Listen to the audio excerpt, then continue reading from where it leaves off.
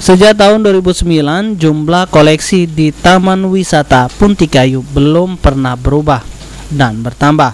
Hal ini tak lepas dari rumitnya birokrasi yang harus dijalani warga sebagai penyerah hewan yang pengen ditaruh di Puntikayu. Sejumlah prosedur pecah pengecekan kesehatan sama nyerto ke surat dari Kementerian Kehutanan membuat warga sungkan untuk nyerah ke hewan peliharaannya ke kebun binatang Puntikayu. Selain itu diakui pengurus Puntikayu, amun jumlah kandang yang dipunyai Taman Binatang Puntikayu juga terbatas.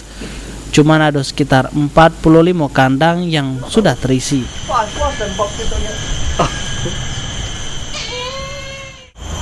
Wanti-wanti lah untuk mengambil satwa dari luar itu. Selain itu Pak, kendalanya apa lagi Pak? Kalau masalah kendala nggak ada sih sebenarnya. Maksudnya kurangnya hewan satwa ini kenapa Pak? Ya mungkin negara mungkin mempunyai satu